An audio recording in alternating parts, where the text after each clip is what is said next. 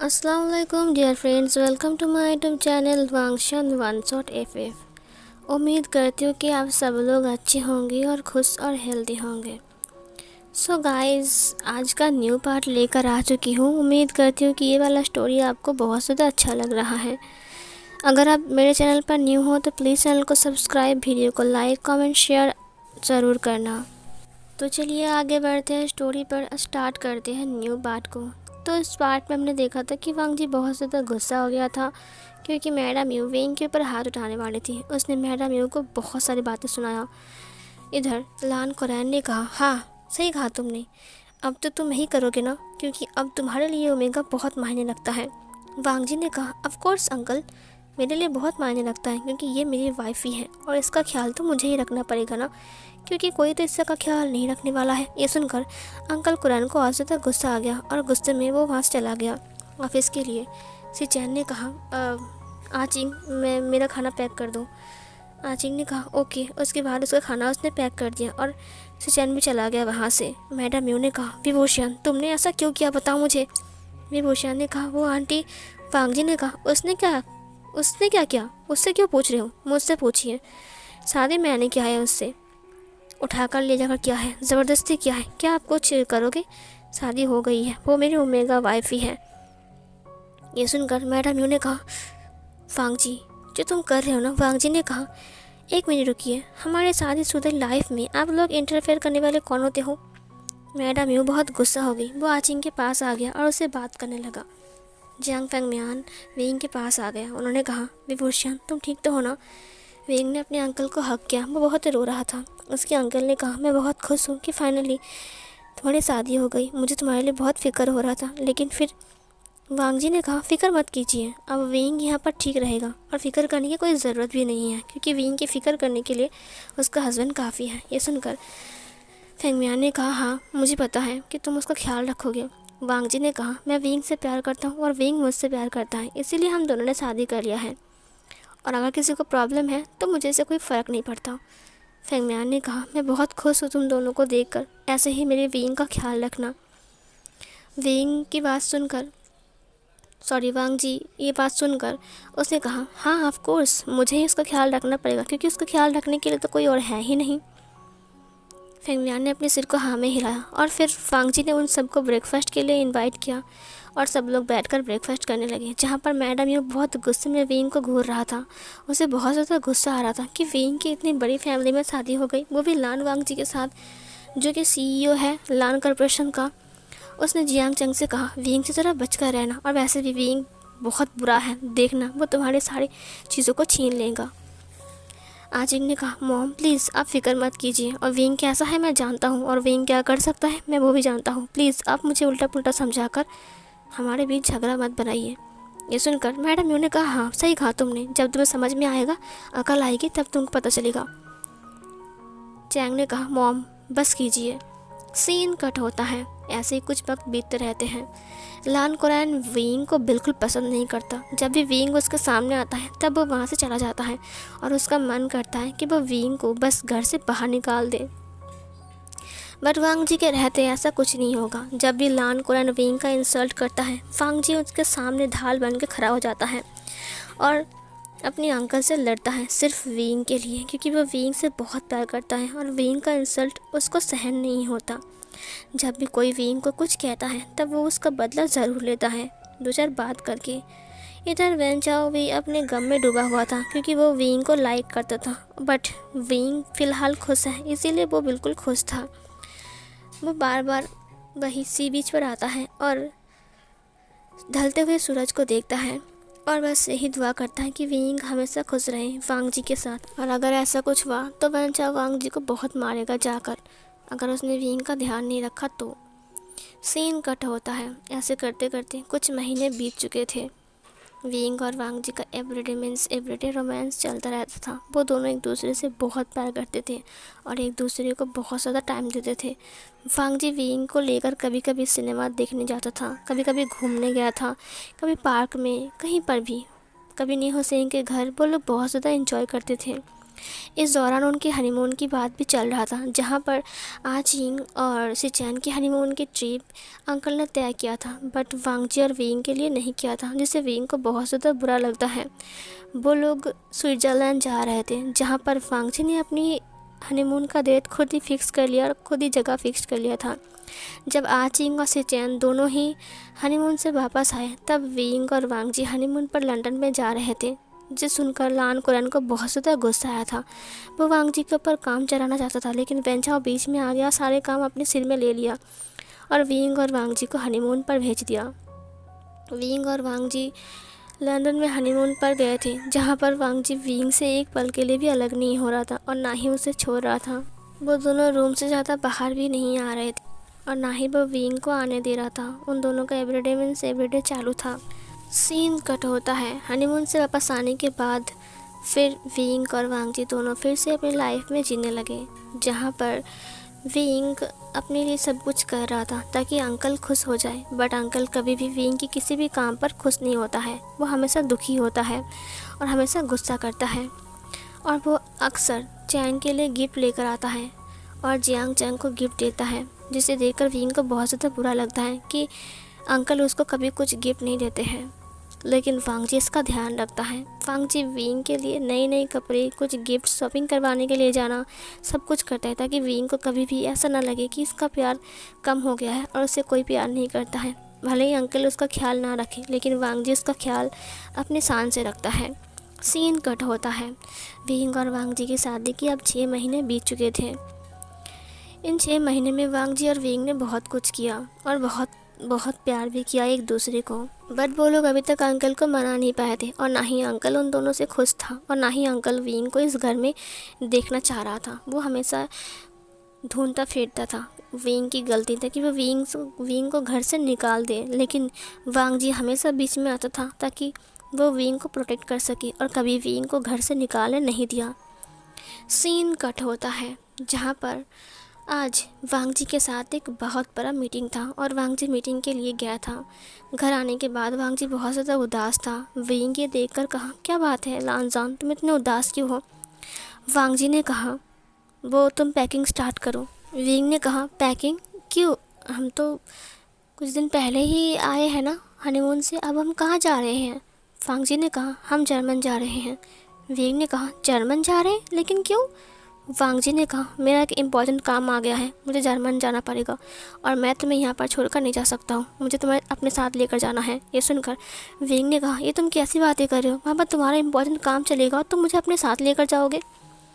थोड़ी देर बाद वांगजी और विंग दोनों ही नीचे आ गए। लान कुरैन ने कहा, वांगजी तुम्हें जर्मन जाना है और कल तुम्हारा प्लेन है, मैंने टिकट बुक करवा लिया है। वांगजी ने कहा, सिर्फ मैं नहीं, विंग भी जा रहा है। सिचैन ने कहा, विंग क्यों जा रहा है?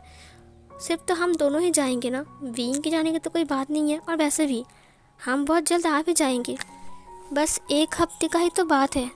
वांगजी ने कहा, बट मैं विंग को अकेला छोड़कर। कुरैन ने कहा, तुम्हें क्या लगता है कि मैं विंग को मार कर पानी में फेंक दूंगा? वांगजी ने कहा, मुझे आप पर कोई भरोसा नहीं है। कुरैन ने कहा, वांगजी। सिचैन ने कहा, वांगजी शांत हो जाओ।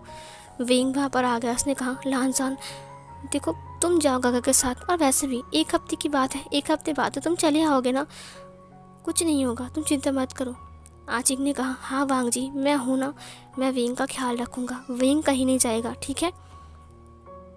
वांगजी ने कहा, मुझे घबराहट सी होती है, मुझे अंकल के पास विंग को छोड़कर नहीं जाना है, वो कुछ भी कर सकते हैं, विंग को घर से बाहर भी निकाल सकते हैं। आचिंग ने कहा, तुम बेफिक्र रहो वांगजी, मैं तुमसे प्रॉमिस करता हूँ, जब तक तुम दोनों वापस नहीं आओगे विंग यहाँ से कहीं नहीं जाएगा और ना ही अंकल उसे कोई पनिशमेंट देंगे, ठीक है? मैं उसका ख्याल रखूँगा। थोड़ी देर के लिए वांगजी सोचता है। विंग ने कहा, लानजान 1 हफ्ते के लिए मैं भला क्यों जाऊँगा, और 1 हफ्ते की तो बात है, उसके बाद तो तुम चले आओगे ना। वांगजी ने कहा, ठीक है, कोई बात नहीं, अगर आचिंग तुम्हारा ख्याल रखेगा तो ठीक है। आचिंग ने कहा, हाँ वांगजी, तुम जाओ तुम्हारे भाई के साथ। सीन कट होता है वांगजी अब जा रहा था। सारा पैकिंग कंप्लीट होने के बाद उसने विंग को देखा। विंग ने कहा, तुम कुछ भूल तो नहीं रहे हो ना? वांगजी ने कहा, बहुत बड़ी चीज़ भूल रहा हूँ। विंग ने कहा, क्या? वांगजी ने उसको हग कर लिया। उसने कहा, बहुत बड़ा चीज़। विंग ने कहा, क्या बहुत बड़ा चीज़? वांग जी इससे अलग होता है। उसके फेस को पकड़ते हुए कहा, मेरे वीइंग को भूल जा रहा हूँ, मैं वीइंग को यहाँ से छोड़ कर जा रहा हूँ। 1 हफ्ते के लिए मैं वीइंग से दूर रहूँगा। तुम्हें नहीं लगता मैं बहुत बड़ा चीज़ भूल रहा हूँ? वीइंग ने कहा, बदमाश कहीं के, 1 हफ्ते की तो बात है, उसके बाद तो तुम चले आओगे ना।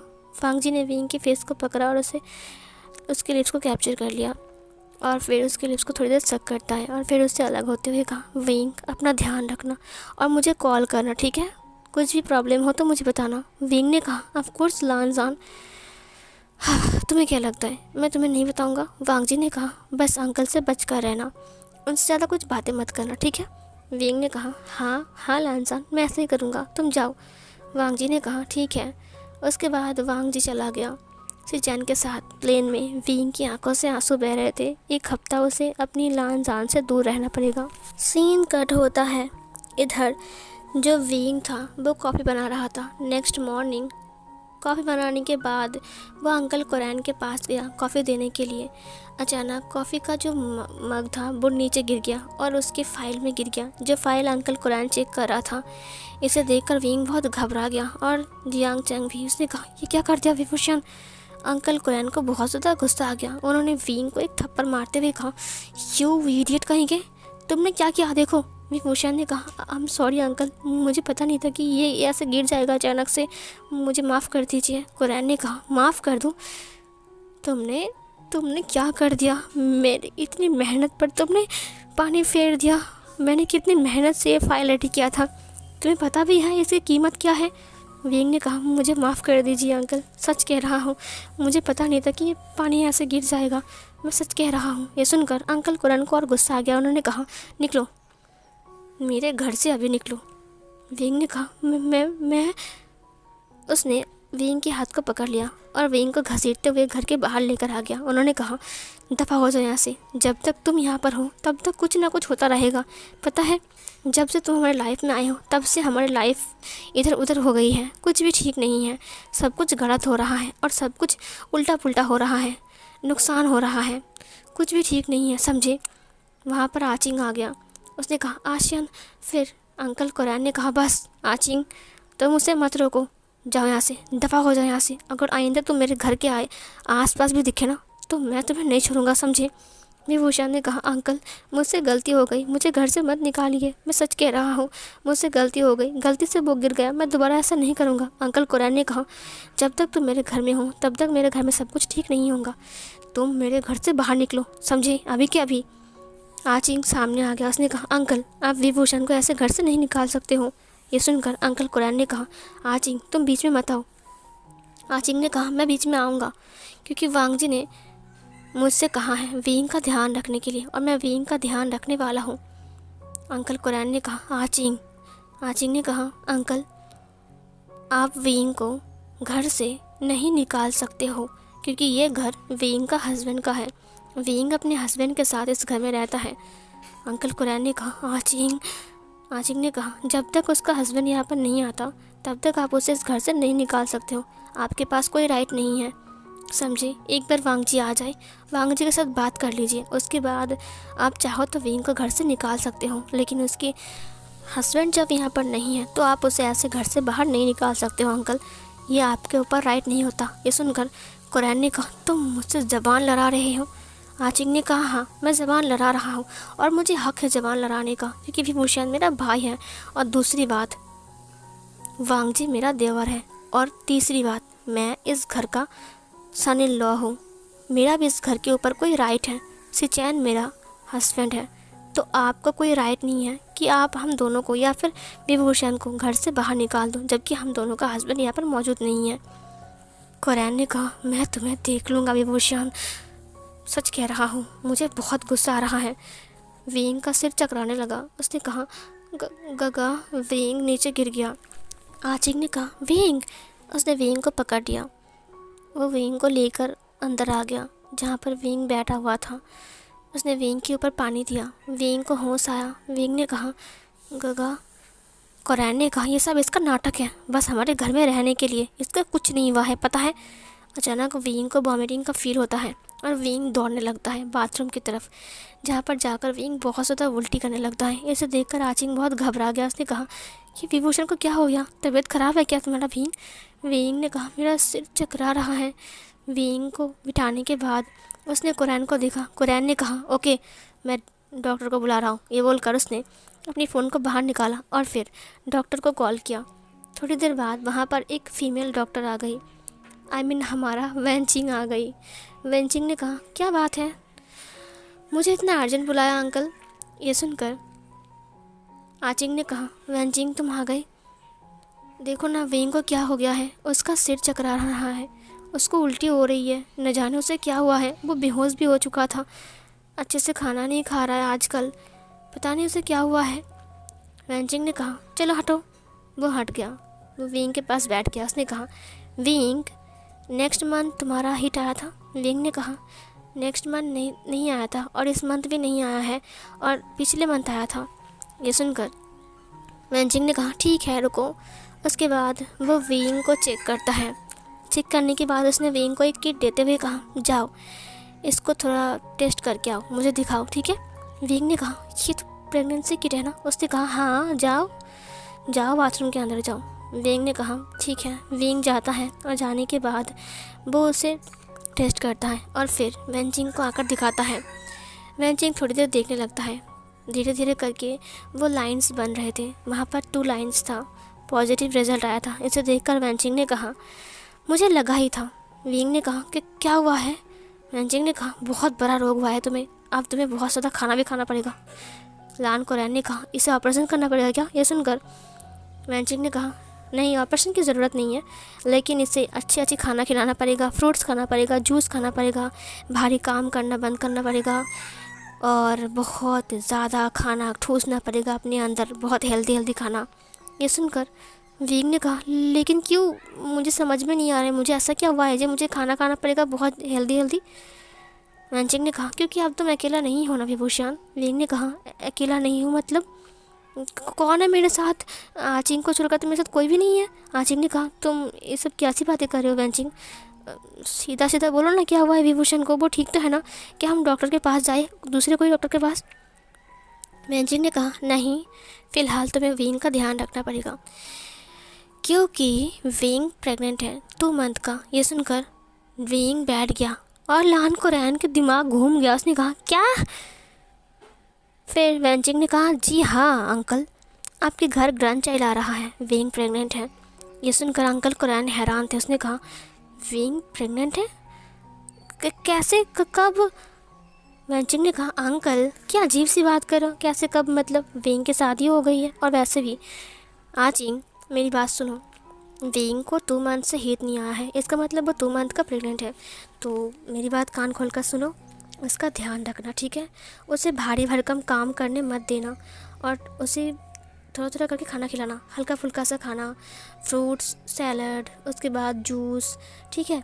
मिल्क बहुत ज़रूरी है बच्चे के लिए, ठीक है। और तुम एक काम करना विभूषण, कुछ दिन रेस्ट करो, उसके बाद मेरे पास आना, मैं तुम्हें कुछ मेडिसिन दूंगा, कैल्शियम, उसके बाद आयरन टैबलेट दूंगा, तुम उसे खाते रहना ठीक है रेगुलरली, तो शायद तुम्हारा बच्चा थोड़ा सा हेल्दी होगा। विंग ने कहा बट मुझे कुछ समझ में नहीं आ रहा है। वेंचिंग ने कहा तुम्हें कुछ समझ में नहीं आएगा विभूषण, तुम रेस्ट करो ठीक है। अब मैं चलता हूँ, मुझे बहुत सारा काम भी है और पेशेंट भी है। आचिंग ने कहा ठीक है तुम जाओ। कोरैन को बहुत ज़्यादा गुस्सा आ गया, कोरैन चला गया वहाँ से अपने रूम में। आचिंग ने आकर विंग को हक कर लिया। उसने कहा मुझे यकीन नहीं हो रहा है विभूषण, तुम मॉम बनने वाले हो, तुम्हारे अंदर एक छोटू सा विंग पल रहा है, मुझे तो यकीन नहीं हो रहा है कि हमारा क्यूट सा बनी इतना बड़ा हो गया कि वो मॉम बनने वाला है। उसने उसकी टमी के ऊपर हाथ रखा। विंग ने कहा मुझे यकीन नहीं हो रहा है कि मैं प्रेग्नेंट हूँ। आचिंग मैं बहुत ज़्यादा खुश हूँ, मैं बहुत हैप्पी हूँ। तुम्हें पता है मुझे सारे इमोशन एक साथ अटैक कर रहे हैं। ये सुनकर आचिंग ने कहा रुको, मैं वांग जी को कॉल करके, तभी विंग ने उसके हाथ को पकड़ते हुए कहा नहीं अभी मत बताओ ना। आचिंग ने कहा क्यों विंग, ये तो खुशखबरी है ना, और मुझे पक्का पता है अगर मैं वांग जी को इस वक्त बोलूँगा ना तो वो बहुत ज़्यादा खुश हो जाएगा। विंग ने कहा नहीं अभी मत बताओ। आचिंग ने कहा ओ अब मैं समझ गया, तुम वांग जी को सरप्राइज़ देने वाले हो ना। ये सुनकर विंग शर्माते हुए अपने सिर को नीचे कर लेता है। इधर आजिन ने कहा ठीक है, तुम अगर वांग जी को सरप्राइज़ देना चाहते हो तो दे दो, मुझे कोई प्रॉब्लम नहीं है। मैं नहीं बताऊंगा, मैं तो वेट करूंगा कब मेरा प्यारा सा गोलू मोलू सा बन्नी बाहर आएगा। ये सुनकर विंग को बहुत ज़्यादा शर्म आ गया। उसने कहा विभूषण तुम्हें अपना ख्याल रखना पड़ेगा, समझे। विभूषण ने कहा हाँ ज़रूर। सीन कट होता है। रात को विंग वांग जी से बात कर रहा था। विंग ने कहा तुम कब घर आ रहे हो। वांग जी ने कहा बस 3 दिन और विंग, उसके बाद मैं घर आ जाऊंगा, चिंता मत करो। कल का दिन और परसों का दिन, उसके बाद वाले दिन शाम को हम निकल जाएंगे और सुबह सुबह घर आ जाएंगे, ठीक है। क्या बात है विंग, तुम मुझे बहुत मिस कर रहे हो। कुछ प्रॉब्लम तो नहीं हुआ ना, अंकल ने कुछ कहा। विंग ने कहा नहीं नहीं, अंकल ने कुछ नहीं कहा और कुछ प्रॉब्लम भी नहीं है। तुम्हारे लिए एक सरप्राइज़ है लांजान। वांग जी ने कहा सरप्राइज़ क्या है विंग। विंग ने कहा पहले तुम घर आओ, उसके बाद मैं तुम्हें बताऊंगा। वांग जी ने कहा पता नहीं अब मेरी विंग को कौन सा सरप्राइज़ मिल चुका है मेरे लिए, जानने के लिए बहुत बेताब हो रहा हूँ। विंग ने कहा जब तुम सुनोगे ना तब तुम खुशी के मारे पागल हो जाओगे। वांग जी ने कहा ओह अच्छा, ठीक है, मैं बहुत जल्द ही घर आ रहा हूँ तो मुझे पता लग जाएगा कि वो सरप्राइज़ क्या है। विंग ने कहा हाँ हब्बी। ये बोलकर उसने उसे किस कर लिया, आई मीन फ़ोन में ही। सीन कट होता है। ऐसे करते करते कुछ वक्त और बीत गए। आज वांग जी वापस आने वाला था। आज का दिन विंग के लिए बहुत ज़्यादा स्पेशल था और वो बहुत ज़्यादा हैप्पी भी था।